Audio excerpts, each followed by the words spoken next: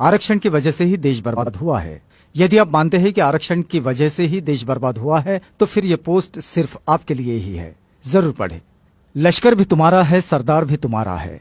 तुम झूठ को सच लिख दो, अखबार भी तुम्हारा है। तुम जो कहो वो सच, हम जो कहें वो झूठ।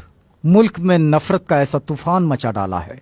कुछ बुद्धिमान बोलते हैं कि आरक्षण ने देश को बर्बाद कर दिया है। अब आप बताइए कि देश आजाद होने के बाद 14 व्यक्ति देश के राष्ट्रपति बने, उनमें से कितने आरक्षण वाले बने? 15 प्रधानमंत्री बने, उनमें से कितने आरक्षण वाले बने? 43 उच्चतम न्यायालय के मुख्य न्यायाधीश बने, कितने आरक्षण वाले बने? 19 मुख्य चुनाव आयुक्त बने, उनमें से कितने आरक्षण वाले बने? देश के जो बड़े घोटाले हुए उनमें कितने दलित घोटालेबाज है? बताएं जरा। आप बताइए भारत देश में कितने दलित लोग ऐसे बड़े कारपोरेट घरानों के व्यवसायी है जो देश की अर्थव्यवस्था को प्रभावित कर सकते हैं? अब आप बताइए देश को बर्बाद कौन कर रहा है? अगर संभावित ब्लैक मनी वालों की लिस्ट देखे तो कोई आरक्षण वाला नजर नहीं आता। तो फिर देश को बर्बाद कौन कर रहा है? जितने लोग बैंकों का रुपया हजम करके बैठे हैं या भाग गए, उनमें कितने आरक्षण वाले हैं? शायद कोई नहीं। तो फिर देश को बर्बाद कौन कर रहा है?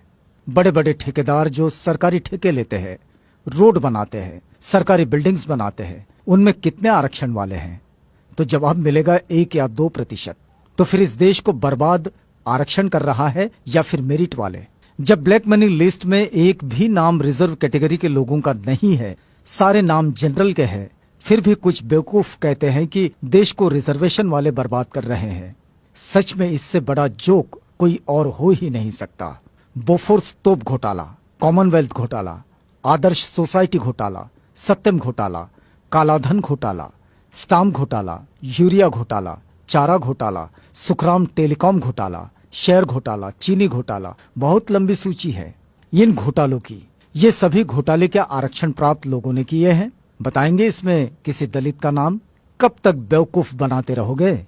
और हाँ, फिर भी हम लोग अपने हुनर और काबिलियत से थोड़ा सा आरक्षण का सहारा पाकर क्या कामयाब होने लगे? आपके पेट में मरोड़े उठने लगे? जिनको अपनी थोथी मेरिट पे घमंड है और आरक्षण से परेशानी है, वो अपने बच्चों को 5 साल वहां पढ़ाए जहां गरीब बच्चे अभाव में रहकर पढ़ते हैं। फिर देखना सारी मेरिट हवा न हो जाए तो कहना।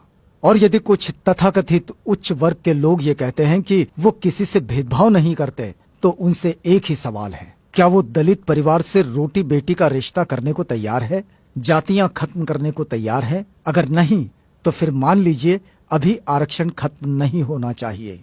निवेदन एवं आग्रह, समस्त SC/ST समाज, आपको सिर्फ 10 लोगों को ये मैसेज फॉरवर्ड करना है और वो 10 लोग भी दूसरे 10 लोगों को मैसेज फॉरवर्ड करें इस प्रकार 1 = 10 persons।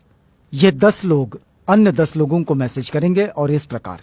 बस आपको तो एक कड़ी जोड़नी है, देखते ही देखते पूरा देश जुड़ जाएगा।